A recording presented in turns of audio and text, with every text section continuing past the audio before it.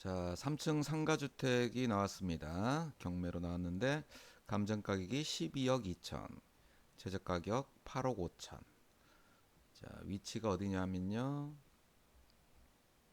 자, 여기는 병점역이 있고요. 동탄 신도시 1기 신도시, 2기 신도시. 동탄역이 여기 있죠. 동탄 1기 신도시의 이주자 택지라고 보시면 됩니다. 이주자 택지. 공원이 가운데 있고요. 이렇게 조금 뭐 됐다면 된 동네죠.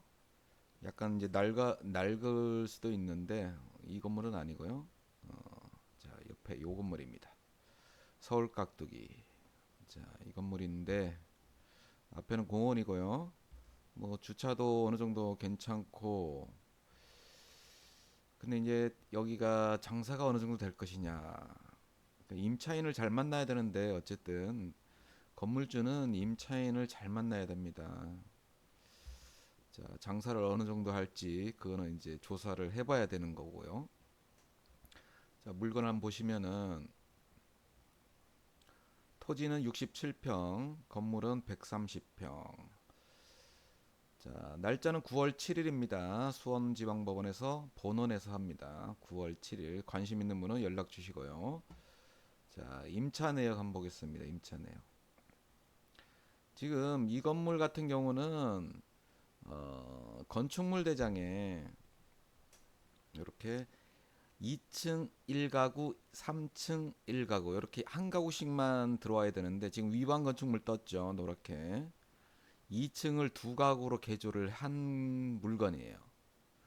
그래서 2층이 지금 202로 202 이렇게 임차인이 두 명이 있어요. 3층은 아마도 주인이 쓰는 것 같고요.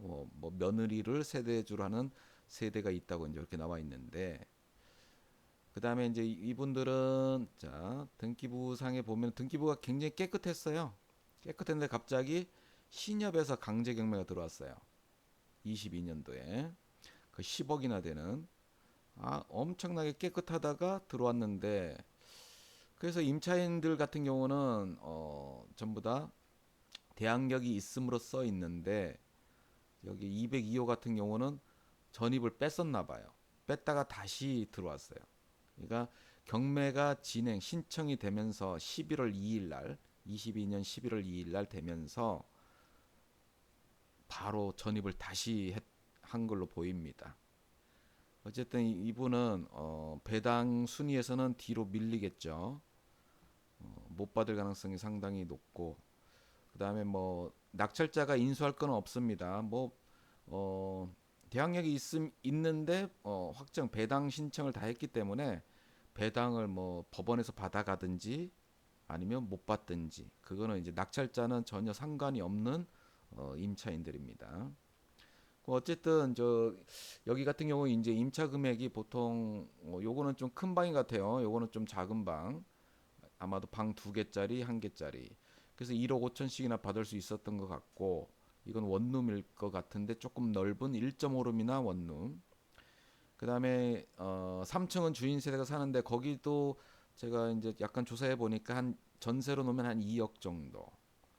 그래서 이 두 개를 뭐 이제 위반 건축물이다 보니까 자, 목적을 두 가지로 볼 수가 있죠. 다시 원상복구를 하느냐, 아니면 이대로 나가느냐. 자, 이대로 나간다면은 그만한 이행강제금을 지불하고도 어느 정도 수익이 날 수 있어야 되는 거죠. 이제 그거는 계산을 해야 되는 부분이고, 자, 그렇게 해서 임대를 놓는다 하더라도 뭐 한 주인이 안 들어가 살면서 3억 정도 임대료, 3억에서 3억 5천 정도는 나옵니다. 전세로 낼 경우 2층, 3층. 1층 같은 경우는 4천에 180, 4천에 180. 이분도 영업을 계속 할 것인지 뭐 이제 그런 부분도 뭐 약간은 미리 알면 좋겠지만은, 자, 우리가 입찰 가격을 쓰는 데 있어서 어, 참고를 해야 되는 사항입니다. 자, 그 다음에 보실 거는 여기서 중요한 것은 어, 지금 이 가격에 들어가도 될 만한 상황인가 아닌가. 가구수가 워낙 작죠. 원래 신도시는 가구수를 굉장히 적게 합니다. 어디 같은 경우는 그냥 두 가구, 한 층에 한 가구씩밖에 못 들어가게 하기도 하고, 왜냐하면 이제 주차장 같은 문제들이 있기 때문에 그렇죠. 신도시는 조금 더 가구수가 적습니다. 그럼에도 불구하고 2층을 한 가구를 더 늘렸죠. 이 집은. 자, 이거를 얼마를 써야 될까? 이제 요번에 입찰을 해야 되냐 안 해야 되냐 이제 결정을 해야 될 것이고요. 입찰을 한다면 또 얼마를 써야 될 것인가? 입찰을 해야 된다면은 뭐 이제 거의 최저가로 써야지 자기 자신하고 이제 맞춰봐야죠. 상가를 본인이 쓸 것이냐, 아니면 3층을 내가 쓸 것이냐, 원상복구를 할 것이냐, 그냥 그대로 갈 것이냐. 이제 요런 이러이러한 어떤 이제 줄거리들에 맞춰 가지고 예산을 짜야 됩니다. 자, 그다음에 한번 이제 감정평가사가 찍은 사진 한번 쭉 보겠습니다. 이렇게 돼 있죠. 이쪽은 뭐 돼지갈비도 팔고 설렁탕도 팔고 이제 그런 것 같습니다. 자, 그다음에 여기는 뭐 상가 1층 1층 식당에서 사용하는 거겠죠. 자, 여기도 마찬가지요. 뭐 옥상, 뭐 출입구인데 공동 출입구입니다. 1층. 여기는 식당 출입구고요. 자, 202호. 여기는 202호. 여기는 3층이죠. 주인 세대가 사는 것 같죠. 이제 뭐 구조도 같은 경우도 보면은 요게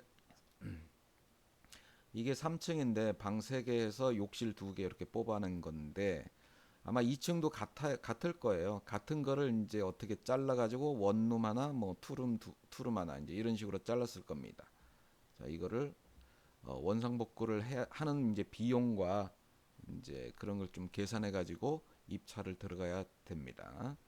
자, 관심 있는 분은 연락 주시기 바랍니다. 이상 마치겠습니다.